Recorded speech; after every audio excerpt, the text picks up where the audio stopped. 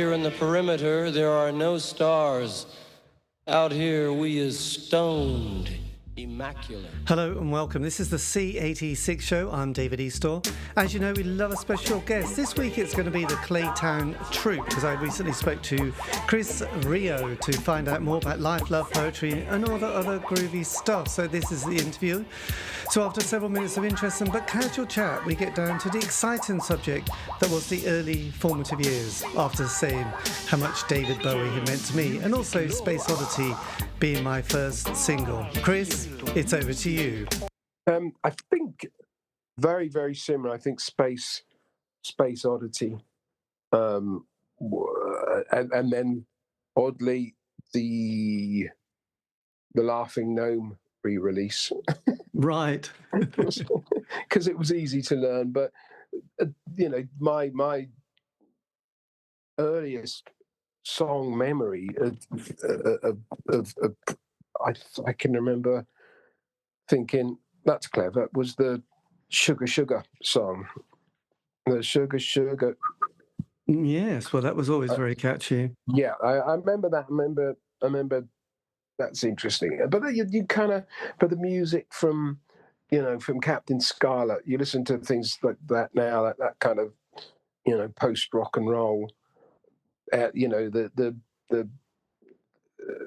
think the Captain Scarlet music, when I listen to it now, and UFO and those kind of shows, the Jerry Anderson shows, very cool. And they always had some kind of music element in there. And then obviously the Monkees, when that came out on TV, I liked all that up-tempo rock and roll and that crazy, banana splits type. I think that's probably the first music that really sunk in. Yes. This is what I like. This is not, this is not slow. This is fast rock and roll. You kind of Elvis. It all collided, I think, for me in the late 60s. But the first guy, I think the first rock star would have been probably Bowie. That my brother played me. Right. I thought, this is interesting. This is like a, how could this guy exist with his eyes and his different coloured eyes and his different, just brilliant. Well, it was very sort of magical. And then when you sort of heard little tracks on the radio that would come through, like Life on Mars, I suppose, you never knew what it was about, but it felt very sort of profound somehow at that point in life. And and music at that stage was very hard to get hold of as well, because you had to rely on Top of the Pops or sort of the Sunday chart show as well. So it was never that easy to sort of get it. But there were those anthems. There was people like Alice Cooper doing Schools Out, which seemed very rebellious at that time. Yeah, it's funny because the more American I was always. I always seem to remember it more the British people, especially with glam rock, with Bolan and The Who, and again older brothers. It's the classic thing that a lot of people say. My older brother, but Meaty Beaty Big and Bouncy was an album that he had that I used to pore over, and I loved the sleeve because it was the Who on one side outside the building. And then you turn over and it's a bunch of kids and one had a cigarette, and that was just seeing a boy with a cigarette.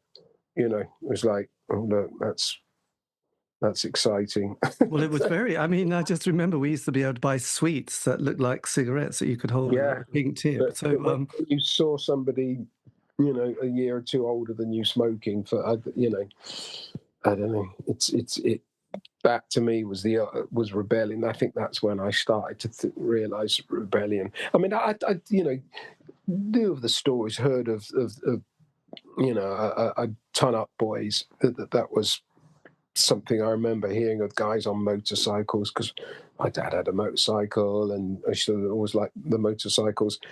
And when you heard about these guys doing 100 miles an hour on a motorcycle, and then you'd see a bit of, but and it all then all kind of came together, the whole rock and roll, and I don't know, just that rebellion that it's kind of fascinated me, and the culture, the Dr. Martin culture, always it just everything caught my eye, and but admittedly, probably comic books was my main interest at that point. Right, well, there's also the Football Hooligan, which was quite a sort of a feature on our televisions with Yeah, great I shots didn't. of Manchester United fans invading Norwich during the sort of mid-70s with sort of, and smashing the stadium up and things like that, and sort of falling through the roof of the ground. Yeah, I remember all that, and obviously I remember skinheads and teddy boys, that youth culture thing, just just caught my eye and my ear, and again by the early '70s, when you had a lot of that kind of those cultures suddenly popping up and mingling. It was just so colourful and just so odd, and I like that. And again, I think it was because there was a comic book character style to it. There was an element of that colour and craziness, but the Osmonds, I mean, to be honest, Crazy Horses as well, fantastic. Yes, well, we used to try and sort of repeat. I don't know. You used to have the wooden ruler that you'd sort of whack across the back of the grooves of a chair at school to try and make some sort of noise to sort of replicate the.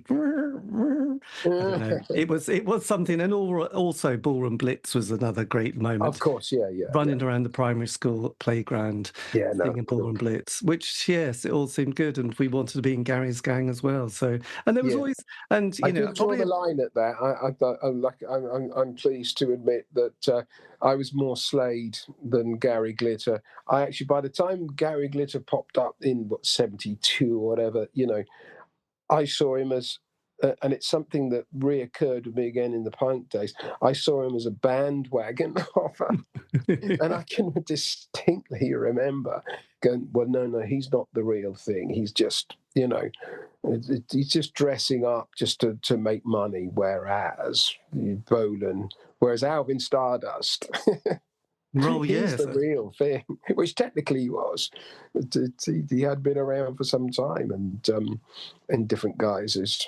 Well, it's strange because we also had people like David Essex, who probably at the time, they didn't look really old, but I would imagine they were probably in their late 20s or even 30s, actually. I mean, Yeah, that would have been too pop music for me. Again, my brother would sit me down, listen to this, and headphones. Then you'd listen to Pink Floyd, Led Zepp 2 being a real big favourite of mine still, that he would play me. And when I was 8, there was the Windsor Rock Arts Fence Festival outside my house that Hawkwind headlined. And it was literally, I walked across from my front door into the field outside the house, and it was a hippie festival, and which is, online there's reviews of it, and I remember seeing all these crazy people and naked dancing people and the bikers riding through on choppers through the audience. classic, actually. That was Lemmy on bass at that stage, or He would have been, yeah. I mean, I sort of knew the song. I think my brother had it, the Silver Machine song. It was, but I do remember it was the backdrop was like a bird made out of coloured light bulbs. And the MC5, when I've read about it since, were meant to be playing. Right. They didn't make it. And I don't remember. I just remember it being loud and crazy and people doing that crazy hippie dance, like wriggling them around and just like. My God, the smell of patchouli and hash in the air must have been quite prevalent, I was really. just wandering about. My dad was park superintendent, so it was. He'd been part of all the organisation of it. I just wandered and went to have a little look, and just loads of freaky people. I thought, no, this is interesting. This is fun. Yes. And stayed there for a few hours, and then went home, and I knew what a rock festival was. So I would have been 8. and it just made sense to me, and Well, absolutely. It was a bit different to the Metfield Village Fete and the vegetable displays. So that was quite the something, actually. rude vegetable display prize. Yes. Arthur Smith and his rather handsome carrots. Yes, that was the sort of highlight of my sort of social life. How waxed is your barber? I know it was all very sort of yes. The allotment and having very sort of tidy gardens was quite. Edging was a big thing in my parents' generation. I think it was a lot about status, but there was also in the charts there was those other songs like Black Betty and Hold Your Head Up High or Hold Your Head High, which were just kind of again you'd hear on the sort of radio, and they just became sort of embedded in one's DNA. Oh, absolutely, and I like soul and Motown. And I think probably from those times, because you'd have that kind of music, the Americans coming onto Top of the Pops, and and obviously being fed through the Jackson 5 as well, and just it's just again up tempo, exciting, but I'd like something with a bit of an attitude and a bit of rebellion. I think that's the bottom dollar, and that's something I personally. So where was your hometown? Oh, was it London, near Windsor? No, I grew up in some of those days in Windsor. Right. And so that was very close to London. So you'd go into London either on a school trip or with the folks. It was just on the doorstep and step. So being the planes from Heathrow would fly over, but I lived in it's effectively a council house because it went with my dad's job, but it was leased from the Crown, and it was a lodge house in the home park underneath the castle, really. So I had this strange childhood of being able to go wandering around Windsor Castle with an air gun, and then wandering around Windsor town centre off to school, and that's a Bowie story. There's the W.H. Smith's, which is probably now sadly gone, right by Windsor Castle. And I can remember when Diamond Dogs came out and the sleeve was in the window of Smith's. Somebody in there did a proper window display just with the Diamond Dogs sleeve. So they must have been big old fan. It was only there for a few days. Someone must have gone, yes, we're going to promote this. And but every day on the way to school, I'd stop and look at that record sleeve and just be absolutely blown away by the artwork. And then there was a little junk shop down in the town, and I went in and said, "Have you got a broken microphone?" And they said, "What do you mean?" I said, "Well, just a broken microphone that I can practice with." And they went, "Okay." And they found a shell of some of 60s microphone. I put a long piece of string on it and made the end look like some sellotape on it. And whereas other people maybe would mime with guitars in front of the mirror, I mimed with a microphone. That was that's how I did it. I used to sing along to Devilgate Drive, but classic. And were you aware that you had a good voice at that stage? Your teachers or headmaster, or did they say, "Come forward, you're good at voice"? I did sing and did do the school choir thing. I must admit, my brother in '75 had a little rock band with his mates, and he had his audition electric guitar from Woolworths. A couple of them went on to be in punk bands, and they put a single out. They Must Be Russians. And they were called, and one of those went on to be part of the anarcho punk scene, so they stayed into the music. But sadly, my brother, he gave it up after '76, even though he went to all the early punk gigs that summer. Right. But he didn't, for some reason, end up doing a band, which would have been quite fun to have watched that happen. But well, yes, absolutely. And when you got it was that's what you did. Youngster, everyone was kind of had an interest in music, and the band thing wasn't an alien concept. But it was done by old people, and it was done by people that knew what they were doing. Whereas, 1976, when the punk thing, when I first heard about it from him, it was, no, you don't have to be able to play anything. You don't. All you got to do is want to do it. So then that really appeals to you. That changed everything. That then it got really more fascinating. I think that it was again the rebellion, the form. Yeah, I think Self-rebellion. coming. I mean, I know it's a bit of a cliche, but I come from the middle of East Anglian, the countryside, a village. I mean, to be honest, not many people. Mostly it was sport. I mean, there was a lot. People did like music, but people forming bands was quite. It was quite rare. Mostly it was like play football, play Sunday league football, support a team. And most people, when they got to 16, would leave school without, any qualifications and just go to a factory, the chicken factory, the jeans factory, Oh no, that was my Somerset time. That was in the late 70s when I moved to Somerset. And down there it was, you go to school, leave school, then work for the Clark Shoe Factory in Weston-super-Mare.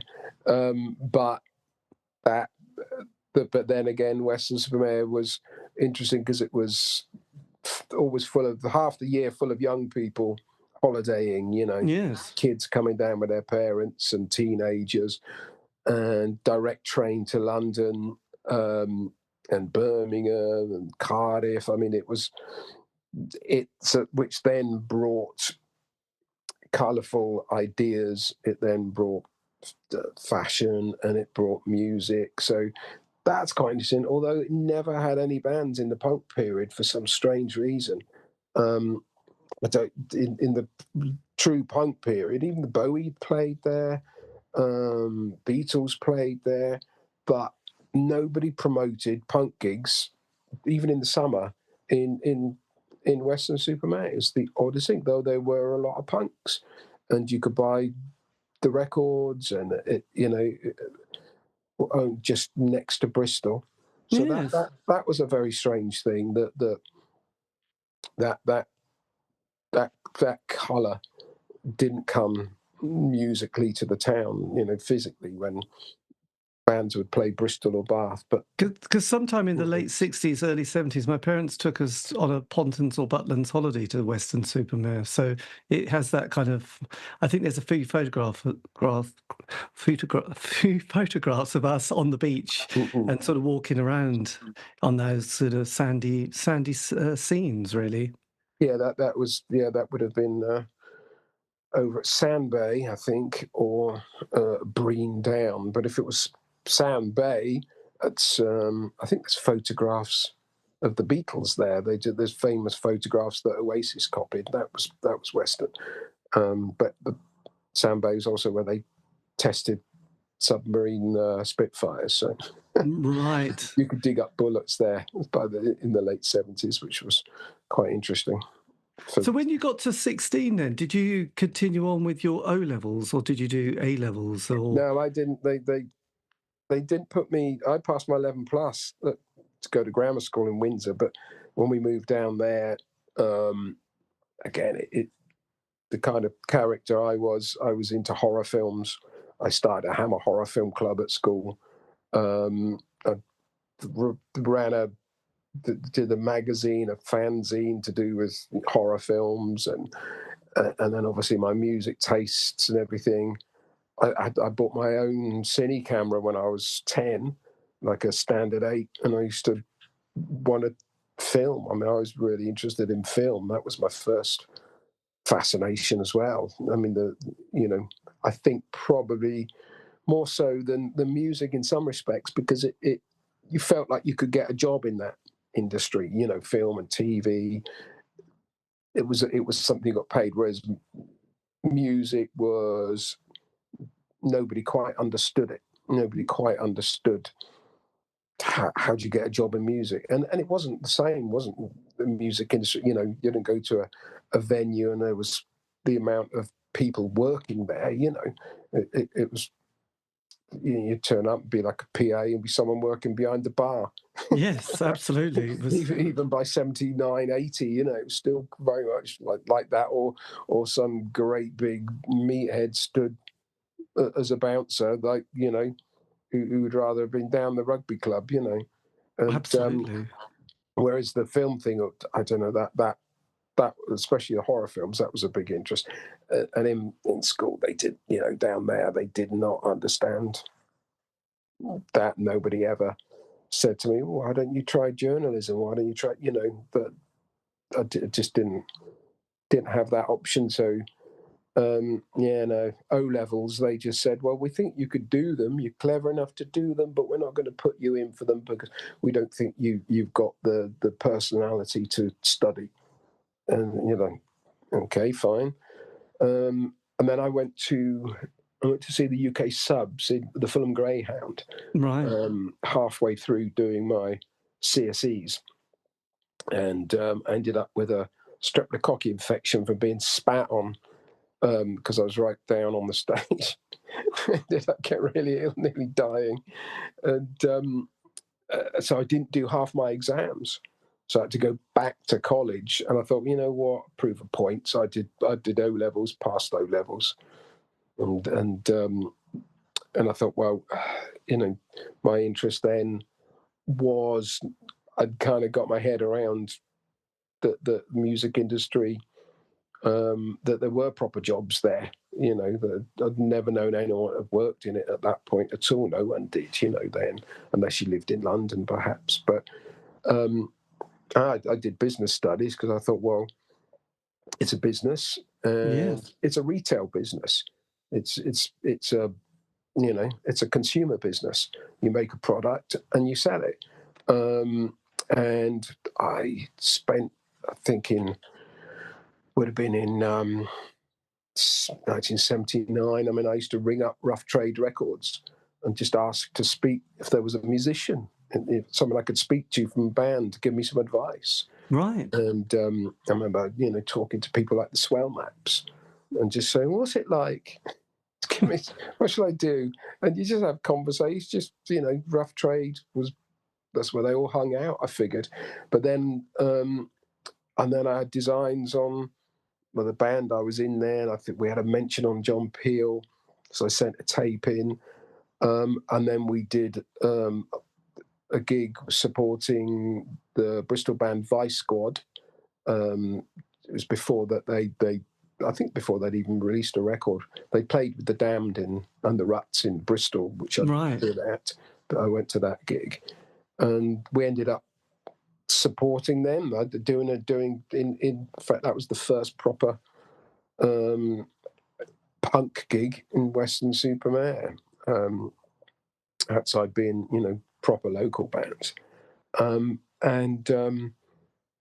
I thought, well, yeah, I want to learn how to make records, you know, the whole indie thing. And that, so I went art college and did business studies, went to art college. I just saw that that's how you do it. You make your own record, you design your own sleeves, and as a business, then you get it distributed. You could, you know, the things like Cherry Red Records, and you could make up records. Back of Melody Maker, there was adverts for pressing plants you could send your tape to. Yes. But never actually got around to doing it. And at that stage, what was the name of did you have a name of a band at that point? Yes, that was a band called Faded Vision. Classic. And Faded Vision. So we supported Vice Squad, got a nice little article in the local paper, which I got somewhere. And there was a nice little group of bands in Weston there. There was there was another band, the Zambesian Light Bulbs, and their guitarist was Rupert Graves, who went on to be a well-known actor, and he was in the band. So there was Red Alert, which was the local punk band who supported the Exploited in Bradford in 1980, which was a gig put on and put together by Aki, who went on to be in Southern Death Cult. Oh, yes. And so he was a famous character even in Western Supermare in 1980, which I've told him. Like, oh, you were famous in Western Supermare, mate. Which, yeah, I don't think he was that impressed with that, but yeah, that was the only band that at that point had really made a mark. I mean, interestingly, later on, there's bands from the area. There's a few that popped. I mean, obviously the Claytown Troupe, had its commercial success, and considering, and then the band Reef. I think it was yes, the guitarist was from Cheddar. Someone told me he worked in the local sort of guitar shop in the days when the Claytown Troupe was having the commercial success. So, but I don't remember meeting him, but someone told me roughly at the time. But yeah, a bunch of characters then that went out into the big wide world. Danny Farrant, who's the drummer for the Buzzcocks for the past 20 years. He was a first year at school when I played my first gig at the fourth year school disco. And he told me it was his punk eureka moment, and it was his first punk rock gig was coming to Faded Vision. And he said, and that determined that he wanted to go be in bands and play punk rock, and he's still at it.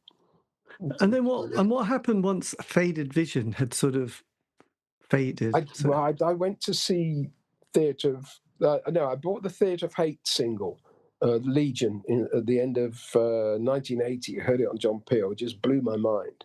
And I went out and bought that. And then early 81, I gave up the punk scenario. And so I don't want to be I want to sound like this with the tribal drum. Been listening to Killing Joke enough, and there's Red Beat, Killing Joke, 1919. There's a whole bunch of bands of that ilk, that kind of post-punk, aggressive tribal bands, which was great, obviously. But when I heard Theatre 8, it was just so strange. Again, it sounded like something from a science fiction film. It was strange music, and that kind of blew my mind into wanting to sing along those lines. Like Kirk with the big notes, and I used to go see them quite a lot. But that trundled along for some time. We didn't play a gig. I don't think we were involved in putting Theatre of Hate on in late 81 at the Old Pier in Weston, with the idea that we would do the support, but we kind of bottled out in the end. We didn't, even though we'd been rehearsing for most of that year, we just didn't have it together enough to play the gig. And it kind of, that fizzled out, and then turned into more of an Echo and the Bunnymen. I got very into Echo and the Bunnymen, and from after Theatre of Hate, and into something that was a little bit more along those lines. And that's when I first got involved with a drummer called Andy Holt, who then later on I invited in to be the drummer in Claytown Troupe. Right. Was he your first member of the band? No.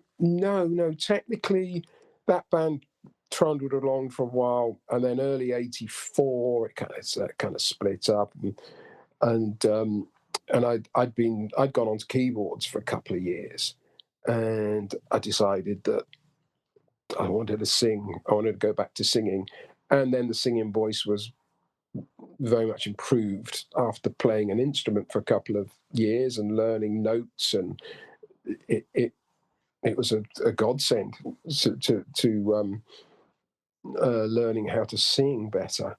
So, and I wanted to do a band. I wanted something that was that had a sort of elements of a whole chunk of bands. I wanted something that was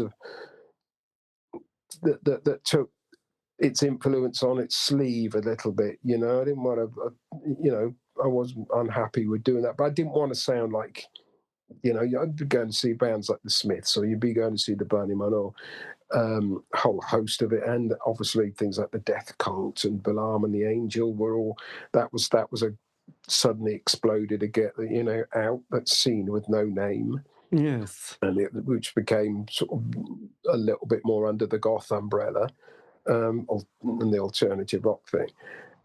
And I wanted something that fitted in with those sounds. So I took elements of it, but it was I initially was using drum machines, and I had some meetings with like Electro Records and things, and there was a studio in Bristol, like a guy had a little label that got behind us, and it was I got a guitarist involved in Western, and because I couldn't do it all on my own. And then it kind of grew over the next year or so. I re-bumped into Andy Holt, and he got down to the last couple of people to drum for the Cult in '85. Right.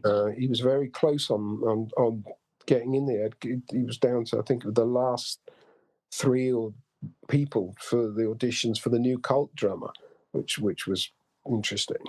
And then we then started gigging in '86, and I went back to the idea of putting gigs on so we could do the support. So I was involved with putting on bands like Alien Sex Fiend and Chat Show, Chiefs of Relief, which was Paul Cook and Matthew Ashman, and Fields of the Nephilim.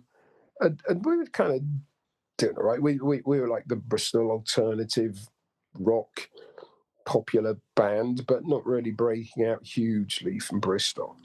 And then that kind of came to an abrupt end in the autumn of '87, and I had to reform, needed new guitars, and then that's when the commercial Claytown Troupe Mark too. So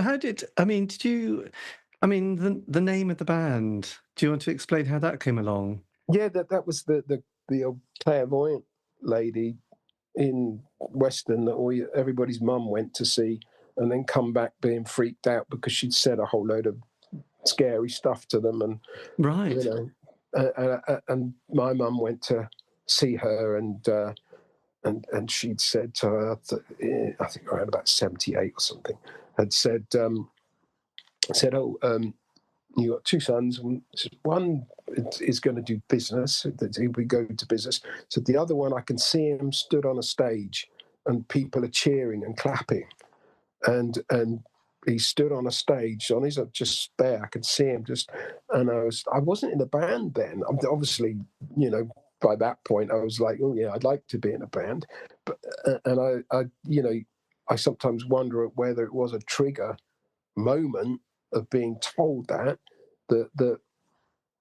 old Madam Taylor, the little old lady, then making me, it's a chicken or the egg situation.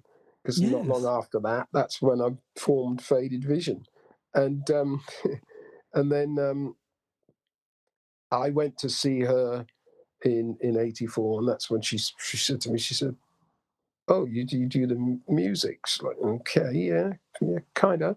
I didn't have the band at the moment at that time then, and she said, well, they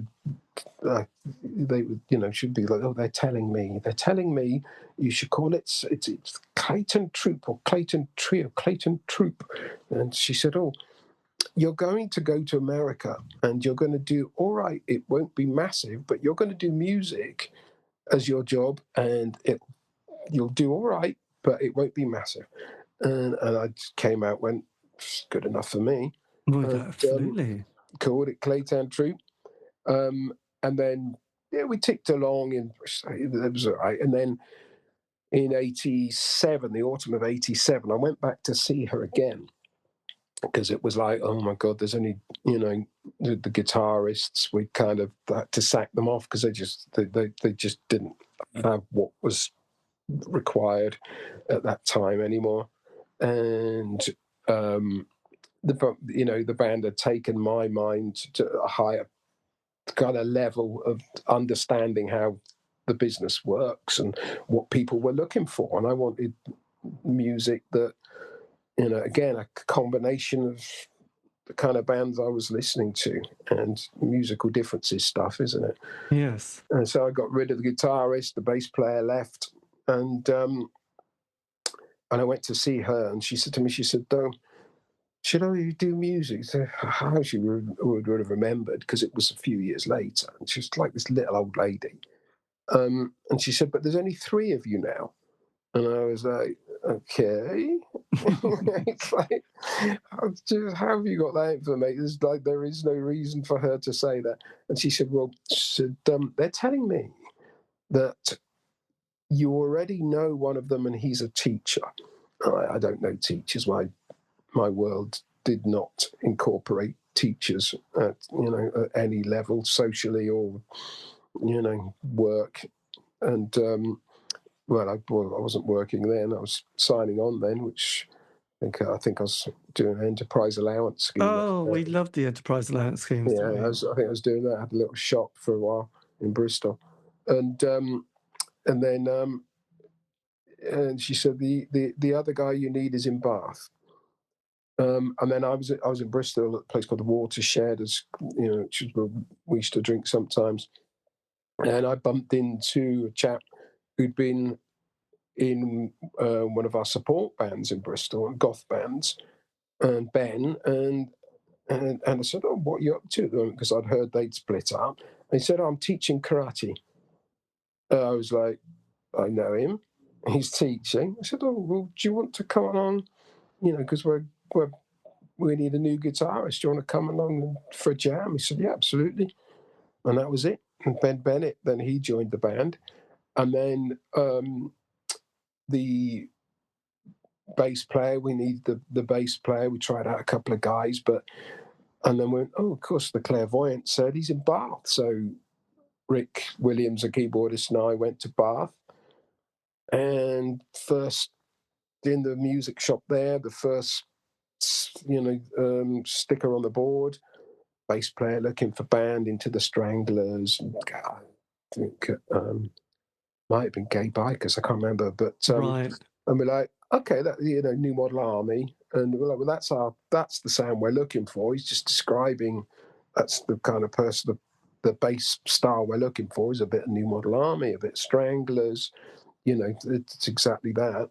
And the songs had kind of already been written by that point as well. Rick and I had kind of pieced together the bulk of the songs and of what became Through the Veil. And rang up Paul Waterson. He was 16 years old, but he's quite a tall lad. And he came to a rehearsal, fitted in. And then I think a month later, we played our first gig at the Thekla in Bristol. And it just came together. And by the summer,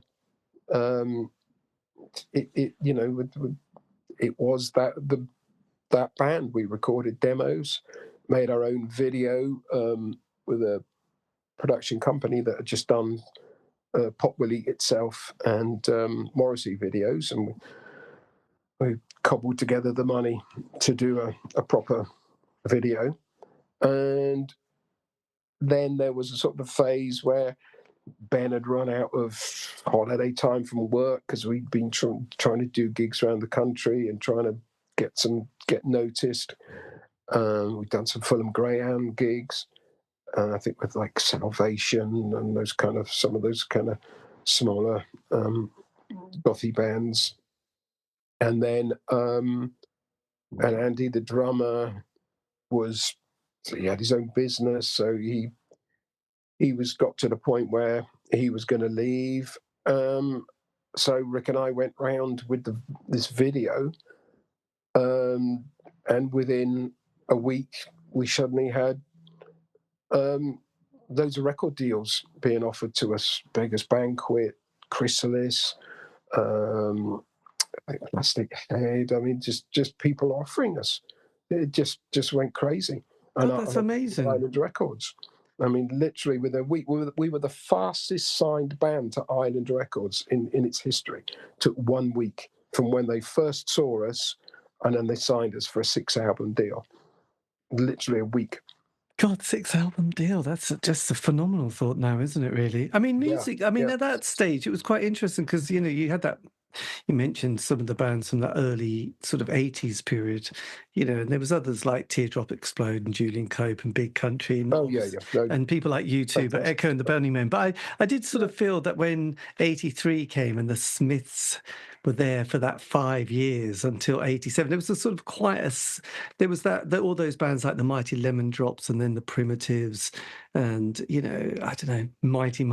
There was a real indie pop scene. And when 87 came and, you know, bands started to sort of call it a day, you know, the Smiths broke up, they did feel like, and then Ecstasy came along. It felt like the kind of the musical chapter of that decade was starting to change because suddenly a lot of bands switched to like this, was it the Stone Roses, Primal Scream, Happy Mondays? They started doing that kind of vibe. It's more was like, funky, dancey. It was funky dance, wasn't it? Yeah. And Ecstasy obviously helped people get. I mean, did you feel like, how do you fit into the next? Because record labels like scenes, don't they? They think, right, the kids are right into this. We need these bands now. Well, again, U2 were very important to that, and then the Cult's success very important to that because U2 was a big influence.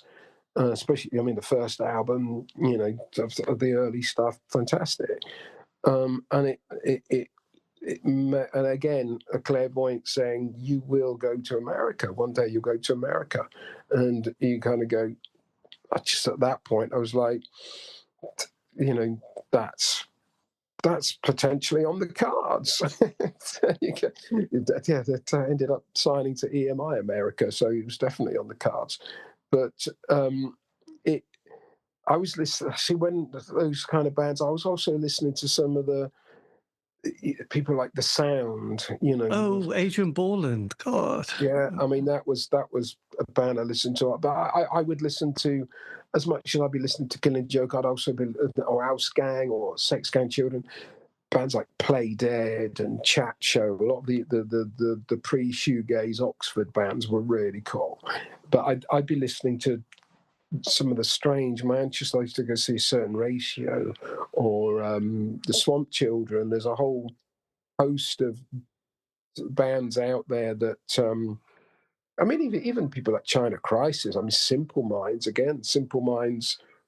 I remember seeing Simple Minds, fantastic. I went to see Tears for Fears, fantastic, and Orange Juice, and you know, so you know, just used to go to as many gigs as I could. And then you go to, I remember going to see Billy Bragg and the Sid Presley Experience. Oh, excellent. Sid. And, you know, and obviously became the Godfathers, who were great. And we toured with them for a few weeks once. And you know, Peter's still flying that flag very successfully because great, powerful sound, punk rock based. And things like the Stone Roses, I mean, they were sort of our time, but they were kind of, I guess, you know, the singer from the Stone Roses is kind of a psychobilly scooter boy, and he'd had his alternative time, so he was very astute at what, especially Manchester, the drugs and dancing, and you know that the culture of the scooter scene. Very dance based, you know, soul and Motown, Northern soul stuff. That's what he was going through. So he was going to these events as a psychobilly scooter crazy punk, but the music being played at those events on the whole, it wasn't the Cockney Rejects, you know, it would have been Edwin Starr, you know. Oh. So it didn't surprise me that when you see the Stone Roses, when you discuss them, that they wouldn't have that flavour that kind of a northern soul-y, those dance beats, because that's what he was involved in, that scooter scene, and that was very strong on the scooter scene, was that kind of music. And you had a bit of rock and roll over the top of that.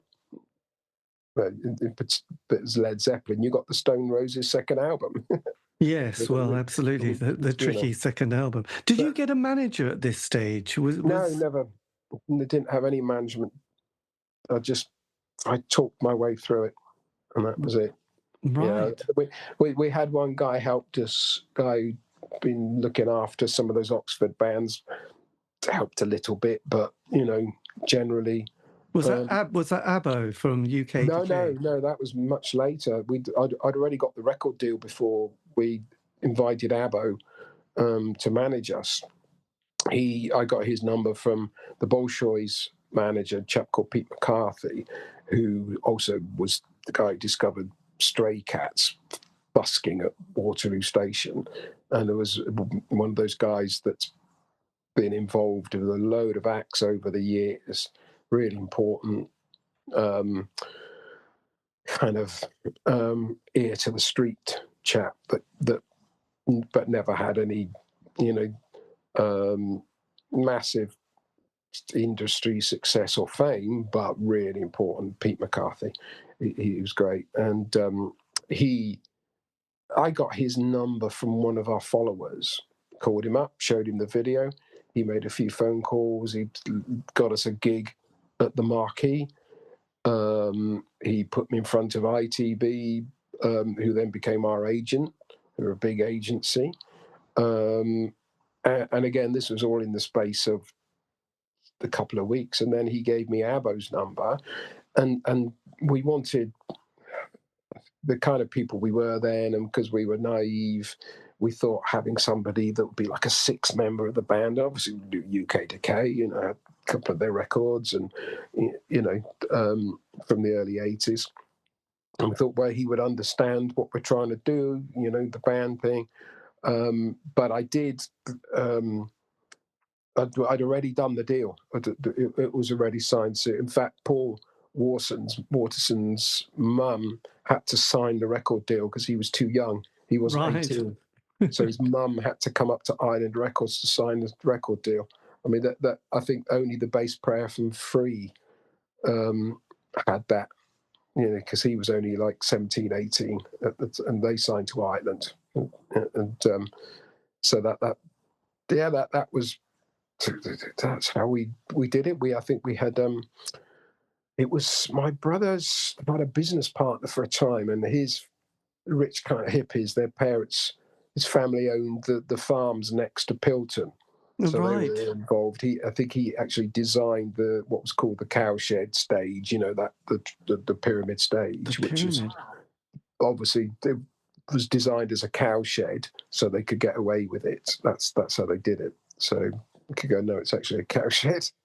And he was part of that, and he gave me that would have been in '88. He'd worked as an accountant in London in the music business, and given it up because he could afford to, and he got me the number of his old boss, Martin Green and Ravden. They're called big. They're like Paul McCartney's accountants, huge. They're on the edge of Regent's Park. They were, and I got to see Lionel Martin himself, and went in with the video and this demo that we'd recorded at a studio in Oxfordshire, Play Dead recorded. And I just gave him the stuff and said, look, we're just looking for some help. And he said, well, let me have a watch of the video, listen to the tape. And then I went back to see him the next day. He said, I played it to my sons. I thought it was great. I said, tell you what I'll do, I will make some calls for you, and on the understanding that the record label people that that you will take us on as your accountants. And I went, that sounds like a plan. And it was him then that I think he made some phone calls to to Island Records, I think, who then sent the A&R guy, James Dowell, who was like a young A&R guy. Somebody told me he was Bono's cousin, but I never asked him myself. And he came to see us at the Fulham Greyhound and went mad for it. And I remember him storming in the dressing room, pushing the A&R guy from Chrysalis out of the way to say, I'm signing them. Blimey. And I think we were the first band. We went on to sign The Enemy and Macy Gray, but we were the first band he actually signed. And the Chrysalis A&R guy, I shan't say his name, but he went on to be really powerful as well. He went on to be massive. Which social media, he's still friendly with these people because he was a good guy. Yeah. I think he might have then signed. No, that was Polydor. But he just, such was how it was then. You know, A&R guys would storm the dressing room and say, we want to sign you. That it was that exciting. That's how it worked. And they're probably all coked out their heads, but in those days, whereas now, you know, someone sits there on YouTube and vaguely watches a band's song, and Yes. often looking at selling the music for reasons very different to a good old-fashioned rock and roll band. Yes, absolutely. So when you went to record the album Through the Veil, what studio did you go to for this? It was Jam Studios, which was in up Islington Way, Tollington Park Road, and it was the old Decca Studios, and it's the studio that they recorded. Bauhaus recorded The Mask in there.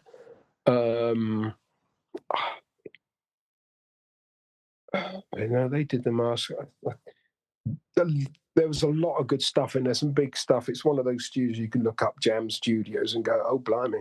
Right. That was done there. I mean, Island had their own studio, which was under the record label, which was actually a good studio. We did some demos and things there, but we wanted a studio that we could live in, because obviously we were living in Bristol then, so we wanted to come up to London and live on site.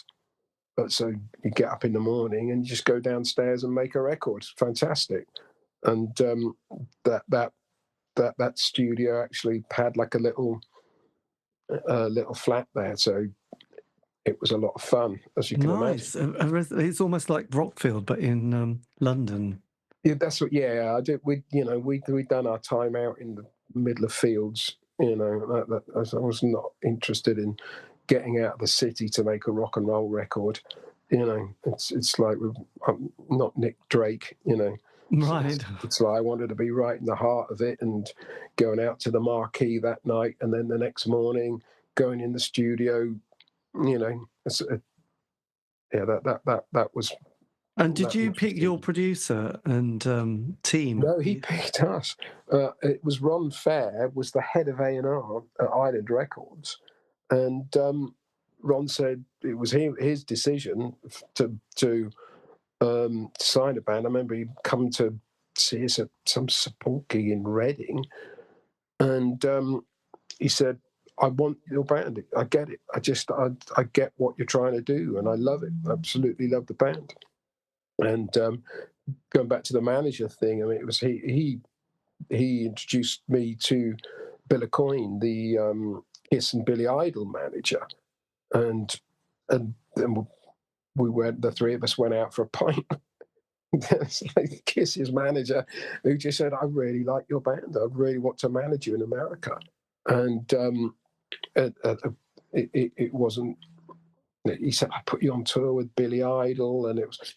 But then that's when, from Pete McCarthy giving us Abbo's number, so rang Abbo and said, "We've got this big record deal. We'd like to take you on as our manager." And he'd actually offered us a deal with his big Cat and Mouse Records, I think it was called. He wanted to do a single, and he was a band called what were they called? I can't remember now. Carter the Unstoppable Sex yes. Machine. One of those just names, so easy to forget a name like that. They were good guys, and they were around, and he didn't have a management company. We said, well, look, obviously we've got a lot of money. We'll set, so you're guaranteed that money. So he set up a management company, but also on the understanding that we lent him the money to release Sheriff Fatman by Carter, and so Claytown Troupe, that was a loan from Claytown Troupe paid for that record to be made. I hope you got thanked for that. Blimey, that was nice. Yeah, we did quite a few things like that over the years, and helped people out, and that was fine. So and then he kept the label going. And obviously went on to have success with the management because that then brought him and his partner as like EMF and Pavement. They had a good little. Well, yes, they've been very busy. Some time.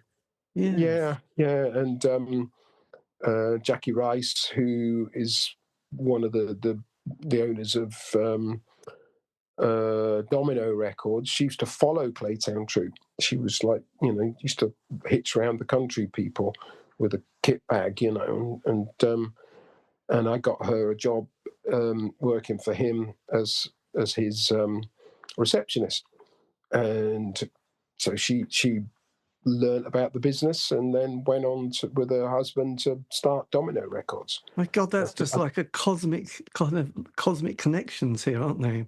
It's just I like the idea of helping people. The trouble is with music business and people like that. You the favors are never actually returned. That's the thing, and it's not just me saying that. Everybody says the same thing. But it's guys, when we talk about our past, and it's quite amazing. Some big people that have whose success is due to small bands giving them the leg up, and everybody on the whole, it's like, I never had that favor returned. And if you're famous, if you're from a famous band, then everybody then wants to flag wave you around, and go, look, I know, oh look, if you're hip and trendy, and but if you're a regular Joe, as it were, in a rock and roll band that and had minor success, it's not, nobody feels the need to return the favor or even remember it. I know, that's a bit of a shame, really. It's all right. It's good stories. Yes, but when you did the album, did you then sort of go on quite a big tour promoting the album and the UK, Europe? Oddly, we didn't particularly. We did dribs and drabs. I mean, we supported because our star had started to rise at that point. Suddenly, you're getting mentions and reviews in the NME and the magazines of the time and Sounds and everything, and suddenly people are talking about you. We were always 6 months behind ourselves. Stupidly, we should have the demos we did in. We should have. And the video, we probably should have released that. We probably should have got Island Records to kind of lease it and release it as towards the end of '88, and then gone in the studio and then brought the next record out in spring of '89. But there's so many big decisions, and at that level, we were new to it.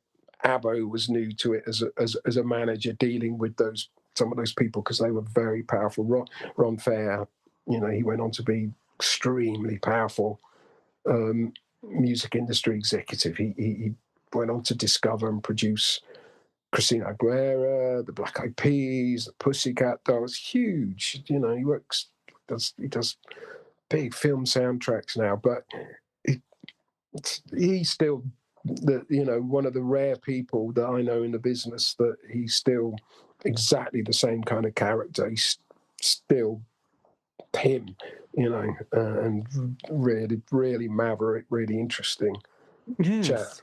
And but that's a very rare kind of person. Yeah, But, rare quality, really. but yeah, no. I was going to Sorry. say, then how did you start navigating? Because obviously then, I mentioned the dance scene, but then we had the Seattle grunge scene that started to appear right in the middle of all this. Yeah, And another musical kind of chapters started to appear. I just wondered. I think that whole Seattle thing was already so in existence with Husker Do's and even the skate punk scenario, even taking it back to some of those thrash bands, the skate punk bands, the American scene. That was always kind of, I think, the element of it. Nirvana. A friend of mine, Anton, was the press guy for Sub Pop in the UK. Was that Bad Moon PR? Yes, yeah. And when we first started talking to Abbo about and first met him, but he had a little office in the converted toilet of the Southern Studios there. And that's where Anton worked out of. And I remember him giving me like the Nirvana, I think it was probably Bleach or something, and talking about these bands and these American bands, but they were very inspired by a lot of the British bands, the Bristol scene, Cash UK and Disorder, the Amoebics, that I was around all those people and hanging out with those guys in social settings. And again in Bristol, the Scott punk scene where you had the Wild Bunch, who became Massive Attack, would do their DJing, and you go along to that, and it would be a kind of different range of people. Yes. At those, but the Seattle. I think it was already there. It was just the scene was already bubbling under. It just broke. It just suddenly had a location.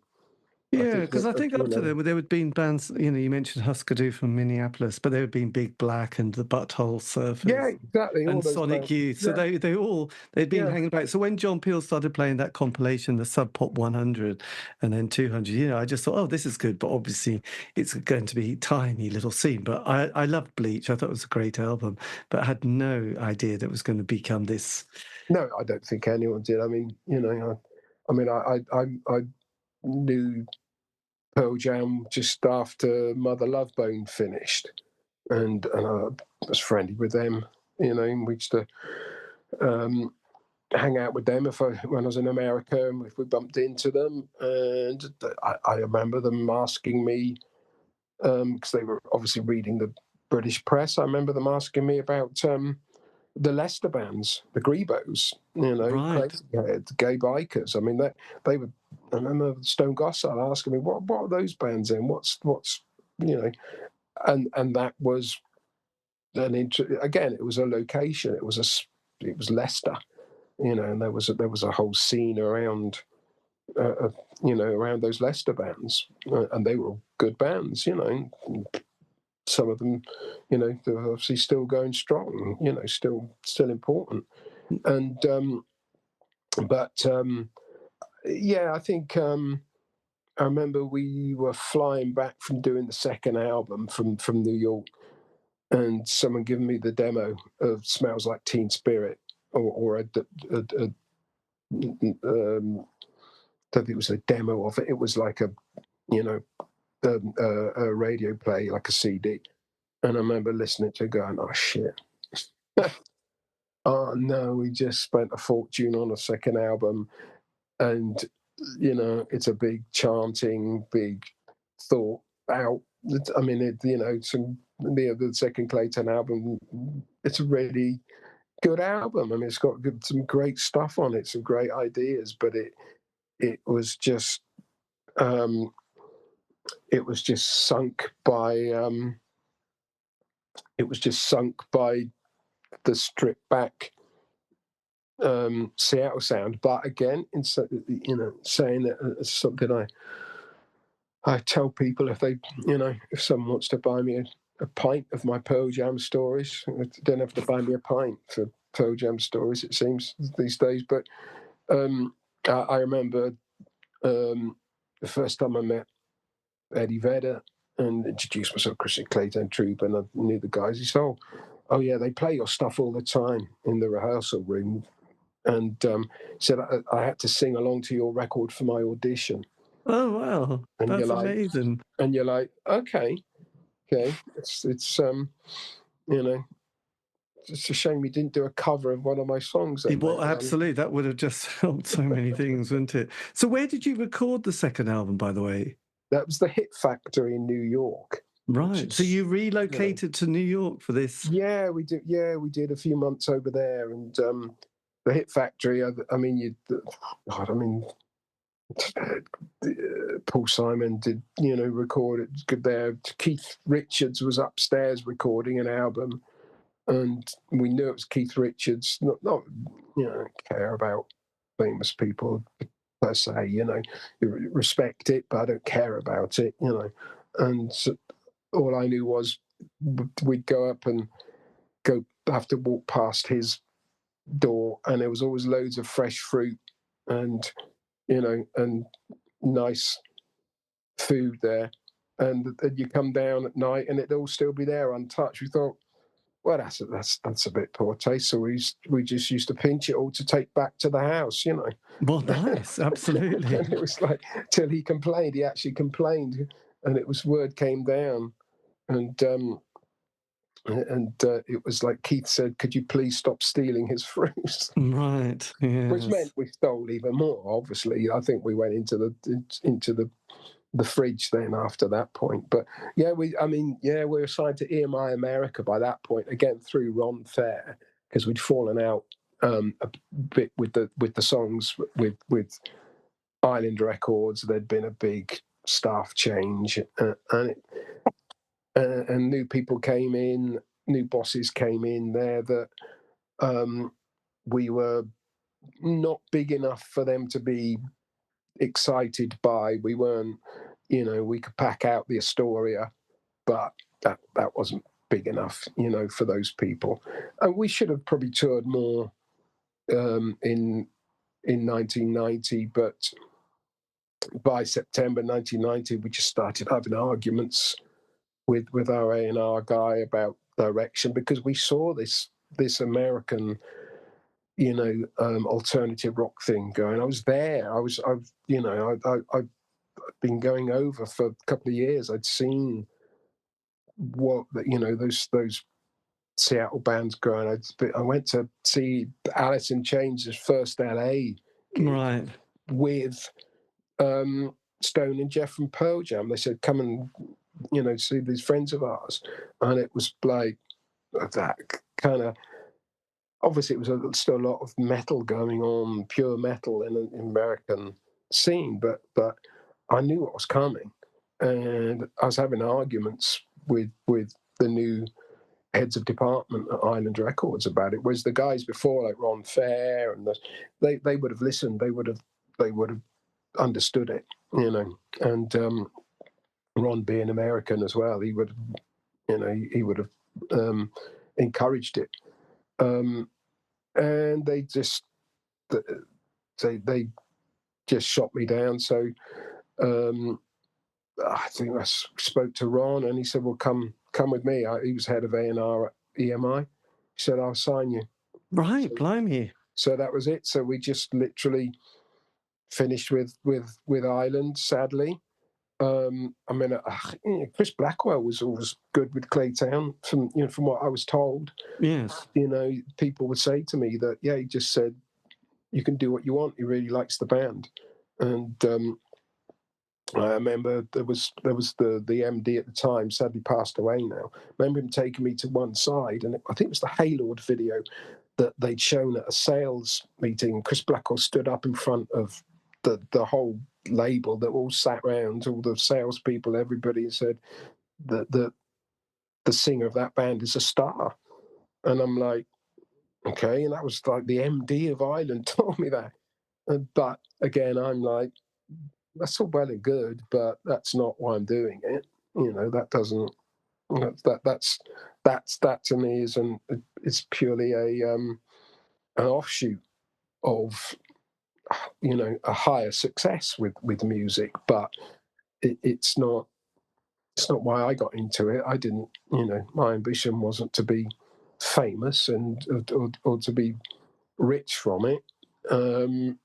But at the same time, that is the nature of the game. So, financially, the band did well, and yes, did get a lot of attention, and that's great. You can't say it isn't. Everything you're told that happens when you're a lead singer in a rock and roll band, the adventures that you can take part in, it's all true.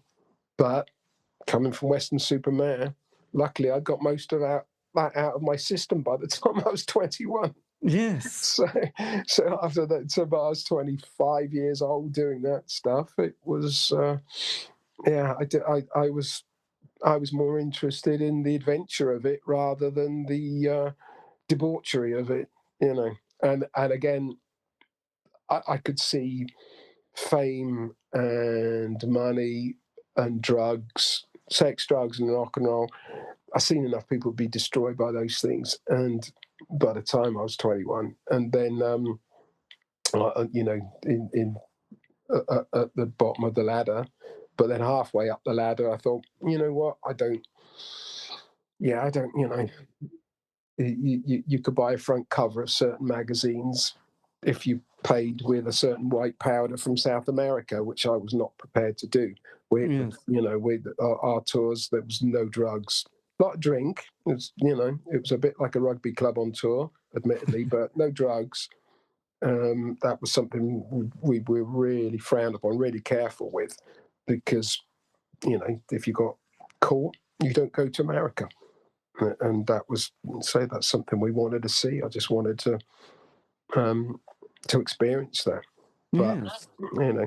I guess it's on your own terms, and that's the punk rock heart. You do things on your own terms, and success and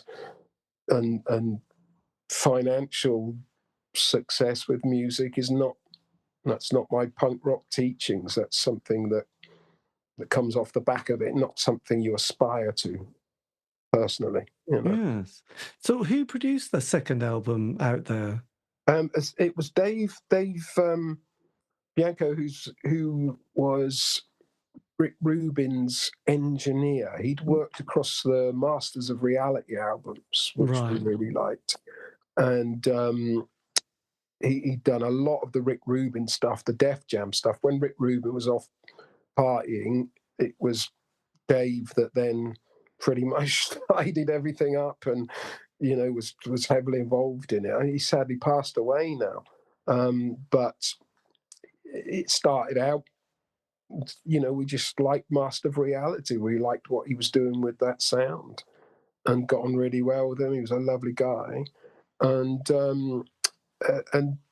I think I had a meeting one time with Andy, the bass player from Free, who was only like 40 years old that then, because he'd been young. Thought about him. We thought about Steve Jones from the Sex Pistols. When I was in Los Angeles for a while, it was, we were looking around for people, but we just really got interested in that, the Masters Reality sound, and the fact that Dave, he told some really interesting stories about how much he did for the Def Jam stuff, and Rubin, and it was a different experience. It was an American experience. It wasn't a British rock band experience. It very much was, yes, an American experience that happened to be a British rock band in the middle of it. I know, it's weird. So then, 92, is this when you is this when it all goes? Yeah, we did. We came back from America, and then we were starting to get some really good reviews out there. Potentially, we should have been and had the success maybe that Bush had. And later on, if we toured with someone like the Pearl Jam out there more, or some of those bands, Soundgarden would have been a good one.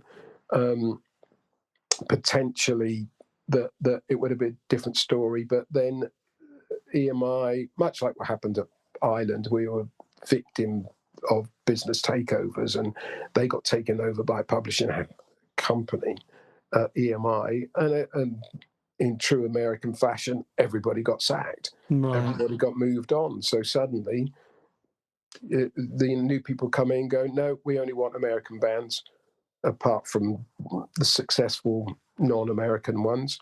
And we put one single out there, which we started to pick up a lot of radio plays, and we got some good reviews. We did big showcase gig with supporting Soundgarden, Ozzy Osbourne, and it was getting interesting. And the Island, the first album, had done tens of thousands of sales over there. But we didn't tour there enough. We should have done more. In retrospect, should have made more of an effort to tour with somebody like Soundgarden, and financially we could have done it, but for some reason, and again, Andy, the drummer, wanted to come off the road in 1990, whereas we should have gone up a gear. If anything, we should have bought into a bigger tour. But they got taken over, and we ended up coming back to Britain, and ended up going with EMI UK over here, because obviously they spent the money. And again, we didn't really get the support, because we kind of landed, they saw us as a band from Island Records that had a bit of success, not massive success. We didn't, nobody felt part of the band, on the business side particularly. So we put a single out with them, which actually ended up doing quite well, got into I think number 74 in the charts, with no video, no radio play, and that surprised everyone. And then, so they prepped up the single called Skybound. We did a good video at the Marquee, and that was getting thousands of pre-orders. But then there was a huge business crack and a fall-up connected with people around us we just literally fell through that crack, and it just stopped. And I decided I'd had enough, so I moved up to London, because I thought, well, if I'm going to carry on with the band, I need to be up to London, especially after being in New York for so long. And then next thing I know, Andy and Paul came up and said, we're leaving. And they left. And it just kind of fizzled out, and it was just me again. God, that's hard work. And I thought, well, yeah, no, it's done well. I thought, let's have a little life rethink. That's what it brought me. It gave me the chance to reinvent myself, which, in all honesty, a lot of people dream of doing and never get the chance to do. And I had that opportunity to rethink my life and reinvent it, which is interesting, to me. Well, absolutely. So where did your life go for the rest of the 90s, the John Major years up to New Labour? I put together a really cool, I want to get back to the punk roots, put together a really cool little punk band with my friend Chris, who now owns the Fleece in Bristol, and he's had a lot of success with that venue down there. And done very well. My brother and I we ended up starting a chain of Levi jean shops, and did that for a few years, and that was quite interesting. Because I'd worked in shops obviously before the band took off, and then I ended up in the mid-90s working out of Pinewood Studios, got into film and TV, and then I spent nearly 30 years working in film and TV, and working across all kinds of stuff, and a lot of music documentaries. I put together camera crews on Sex Pistols shows, and lots of music, and a lot of BBC camera crews and post-production. So I got back to what I was interested in when I was a kid, film and TV, and produced a few films, one on Sid Vicious I was involved in producing, and I just got into that industry quite heavily. Yes, it's interesting. I did an interview with Tim Polecat from the Polecats. Yeah. And after his band, he went to America and spent the next 20 years doing video production.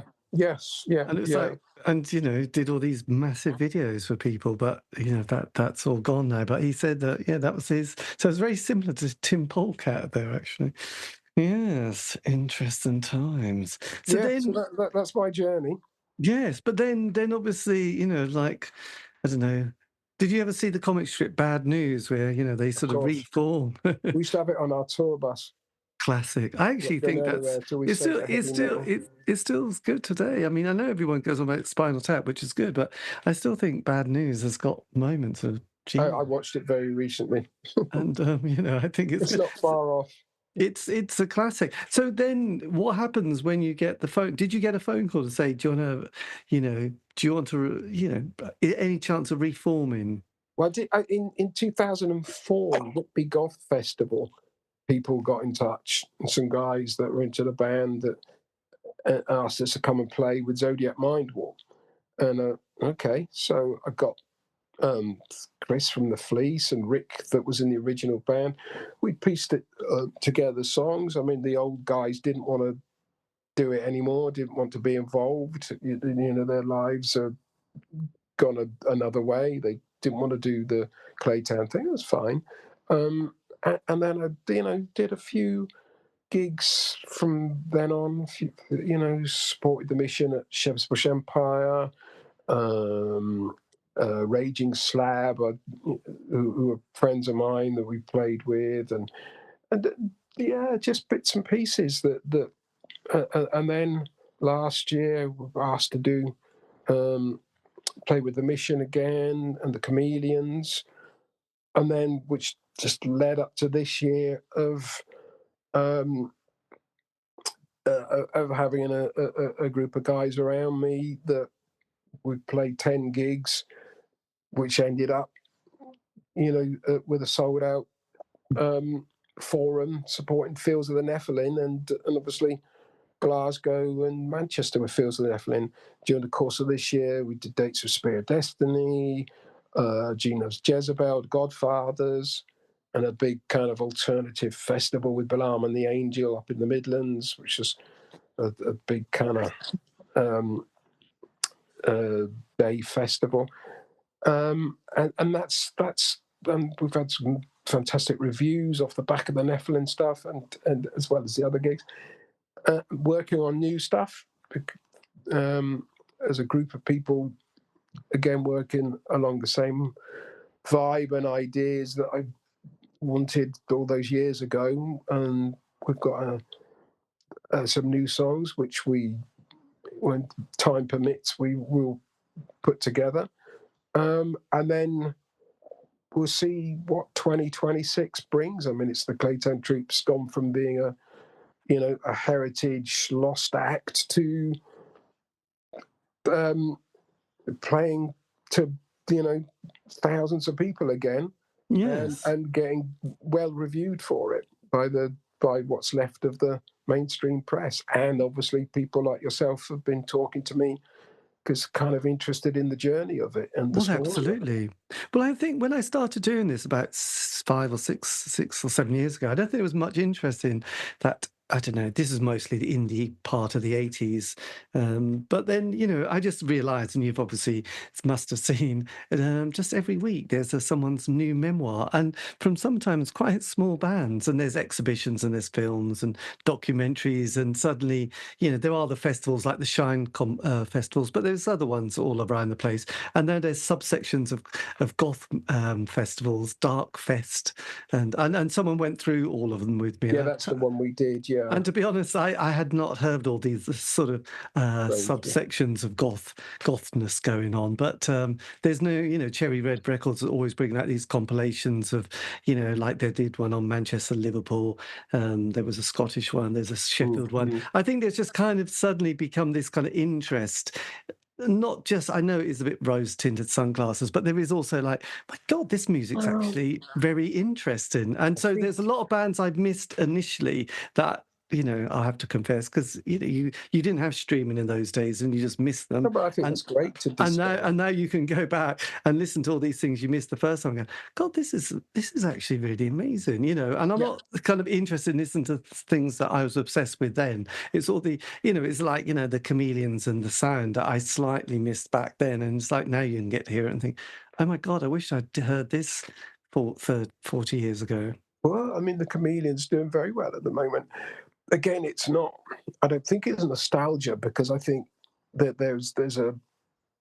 I think things have slowed up so severely.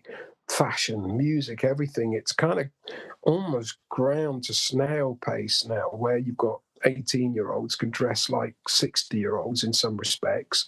The Dr. Martin culture, whereas in the old days, change, chop, chop, change, change, change. Once you're old people, you got to an age, you just wore those clothes. You slowed down. You weren't interested in discovering, or you weren't interested in anything new. And that, if you now, I think it's you've got the 40 odd years of people that were coming up with the next thing, the next cult thing, everything new. So that's it in, for older people, that's in the system. But a lot of people that wished they'd not missed those things, because they realize it's because it's so easy to access it. It's not like some band that was playing the Marquee in 1966, where there is no recording, there is no video. There might be one or two photographs, and they might have been the best band ever, but no one's ever heard of them ever again. They're just because they never record. And I think it's the same principle. There's bands like ours out there that did record things, did leave a shadow, did leave a mark. And people are now, there's a degree of nostalgia and a degree of, I wish I was 25 again, because I'm still that in my head. I'm still 25 in my head. I can still wear Dr. Martens, which means I can still listen to the Mission, or I can still listen to the Cult. And if you really want to dig deeper, then you find bands like the Claytown Troupe and the Sound, and you find the sub level. I think that then becomes interesting. Yes, and I think we're also sort of slightly aware, in a very practical way, of sort of this kind of retirement slowly starts to appear, a number or a year that you was just like, conceptually, you just couldn't imagine it because it seems so far in the distance and you're not going to worry about it. And then it's around the corner, and then you look at Iggy Pop and, the Stones. Exactly, yeah. And you think, probably slowing down is not a good idea. And you read articles about sort of good gut bio and sort of doing weights in the gym, because you realize you don't want to let your muscles go, because that's going to be a disaster, and you don't I think that's just an intelligent scenario. Keep yourself as in shape as you possibly can, because then you can just still carry on enjoying things you enjoy doing. There's nobody out there saying, like in the old days, no, you shouldn't be doing that, because the generations, the people of an age that were saying you've got to get, you've got to think clever now. You can't be behaving like that. We're those people, and we're going, no, we are of the punk rock generation. So you want to do that? That's fine. I mean, the world is headed into some strange scenario, and there's, there's talk of war, but there's to some degree the kind of people that, perhaps would be excited by that are looking back to the olden days and going, I wish I'd been part of that. I wish I'd been there at D-Day. Yes. But it's the same principle. Yeah. Oh, I wish I could have seen that. I'd love to have been, obviously, dying in a field in northern France is not jumping up and down at the 100 Club in 1976. So we had it, a lot better. But again, I think it is rose-tinted glasses to some degree, but I think it's nostalgia is very easy to relive now. You just go on YouTube, you just, you just tap it in there, and there's the nostalgia, alive, that's right there in front of you. And then if some of us are out there still playing the music of that time, or still, bringing back memories, there it is in the flesh, and which makes it even more interesting. And again, what's it like getting back on stage, and sort of, because this year particularly, you've really sort of, well, a bit last year, but this year, did you sort of go, right, that's it, I'm going to have to get into the zone here? Oddly, it just felt right. It just felt normal, and probably, I guess if you've got nothing to prove, which I don't, I've proved the worth of the Claytown Troupe and Through the Veil in particular. Don't need to prove anything for that era of the band, because that era of the band proved itself 1,000-fold. Mm-hmm. And you go, no, I'm here for people to hear the vibe of it, to hear the power of that music, and to lose themselves for the 30, 40 minutes or whatever we're on stage, just to lose themselves in that moment. And that's what the Claytown Troupe music was very good for in a live. So it was very well reviewed live back in then, because those songs, there's something you can lose yourself within that audience, and that's that to me is that's its achievement. So I find it very what's the word? I guess it's just natural. Find it a natural place to be. It feels like I don't have to prove anything. But when you're backstage and you sort of realise you're about to walk out and get on that stage again, do you sort of get into quite a mindset? How do you sort of prepare yourself? Because obviously when you're young, there is a sort of naive innocence and arrogance, whereas you get older, it's slightly difficult to keep those two things balanced. Yeah, no, I think I've still got those things. I'm quite lucky in that respect. I'm kind of, bit of an arrogant schmuck that doesn't know as much as he thinks he knows, which is what I was when I was that age. Excellent. You can never know enough, and so you can never be good enough. You can never know enough. Once you come to that understanding, go, no, I'm here in this moment. This is the job to do. This is what's the saying? Yesterday's dead. Tomorrow hasn't even been born. Today is the only true time you will be alive. Well, yes, absolutely. And that's how I see it. It's the moment. It's just that you're in the room about to go on. You're meant to be there. And again, talking clairvoyance, I didn't, in the old days, I used to I used to throw up before I played. I remember talking with people like Wayne Hussey about it, because he suffered, and Ian Astbury, a lot of nerves and adrenaline and fight or fly. I used to keep a bucket by the side of the stage, because your body would clear itself, and the nerves would send you like chucking up. And I remember Wayne saying to me, he thought it was like he was drinking too much Blue Nun, but which was funny.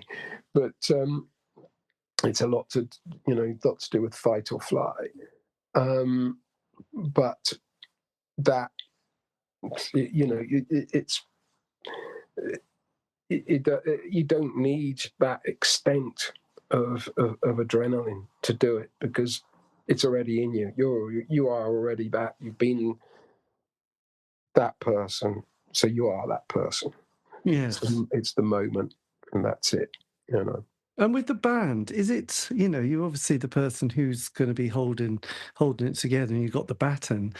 I mean, sort of creating, like working with new people and then sort of looking at new material. What's that like, sort of thinking of new ideas and sort of rehearsing and sort of bouncing off each other? Sort of how does it feel compared to what it was like in the early years?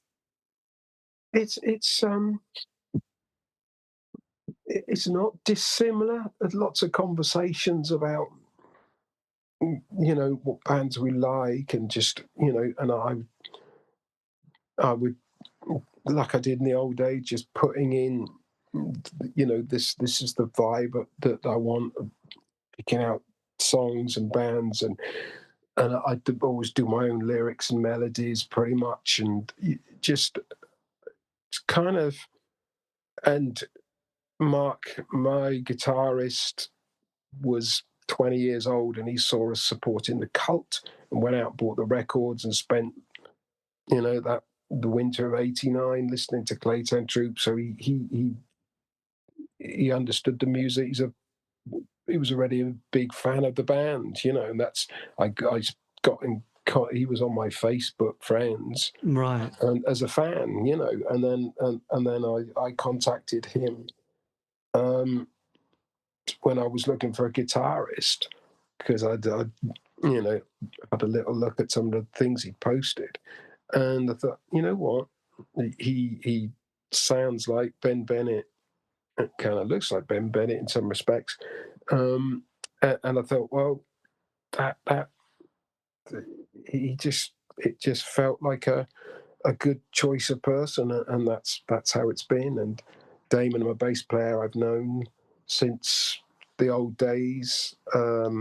He's been in the band since 2011, when we played with Balaam and the Angel at the Islington Academy, but I've known him since the late 80s. And David, the keyboard player, I've known through TV work for nearly 20 years. Right. And he's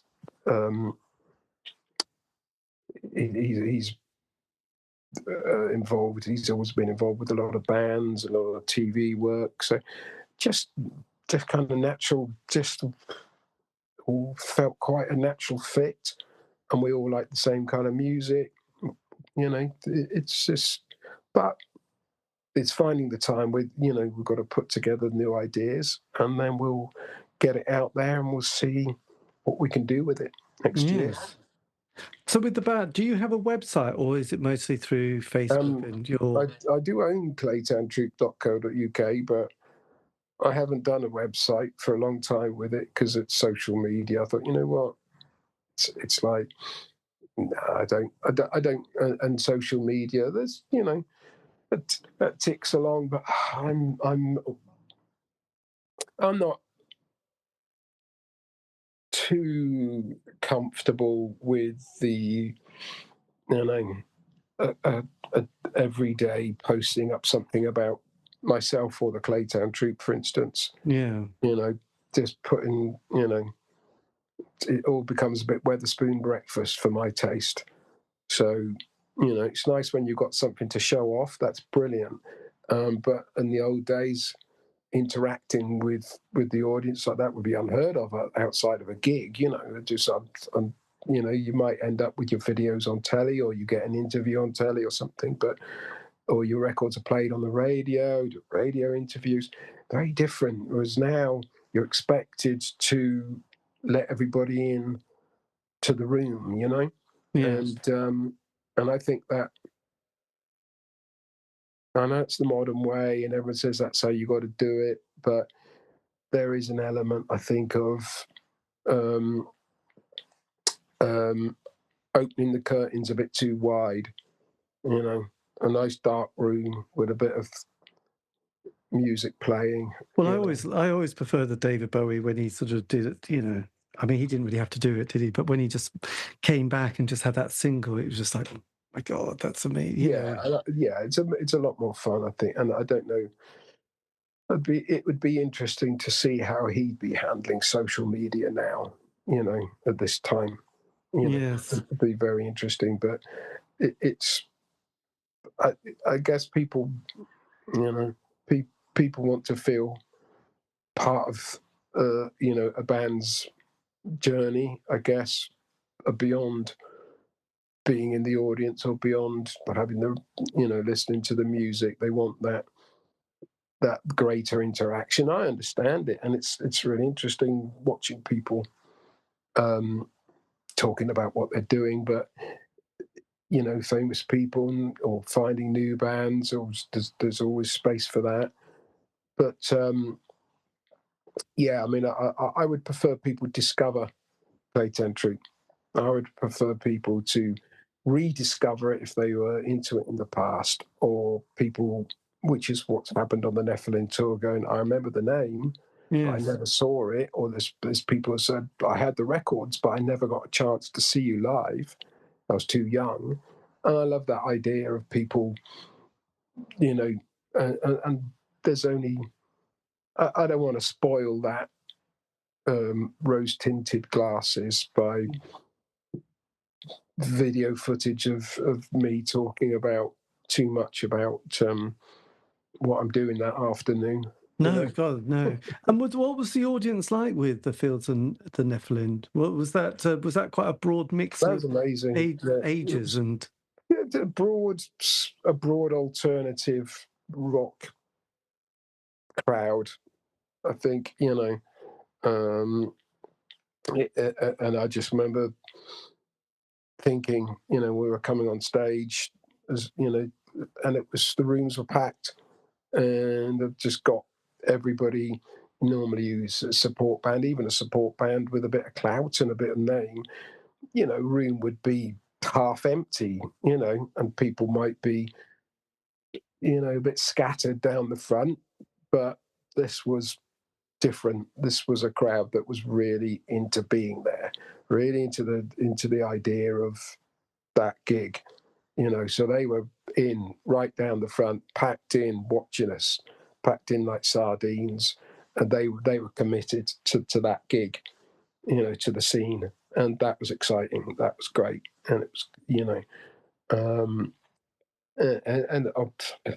it's not something I've particularly seen for some time, actually, to see support bands getting that, getting the stare of the audience upon them, and then the obviously big applause and at the end, and I think that's great. I think it was a brilliant audience. I wish it had been twice as many dates. I think they could have done it. I think, Yes, it's fantastic. Actually, I think they could have done it.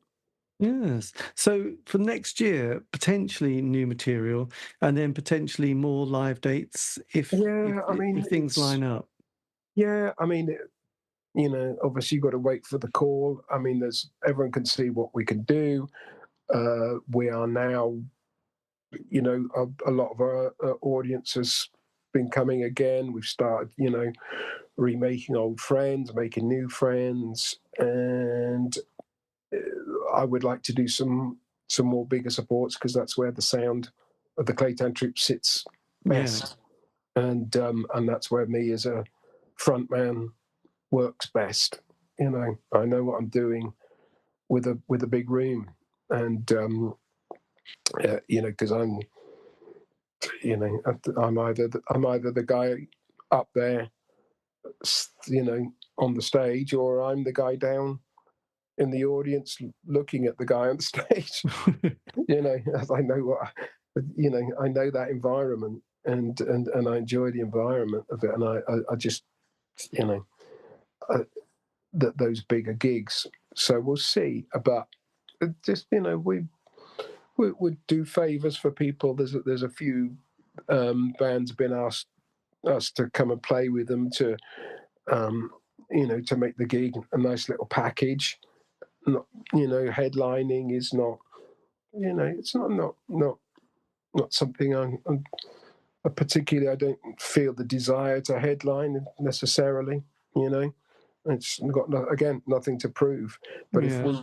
if we can be part of a gig with other bands of our ilk, and which gives the audience a good night, and you know, especially at the moment, you know, they spend their money and they get a good night out for that money, and it helps the venue have a busier evening.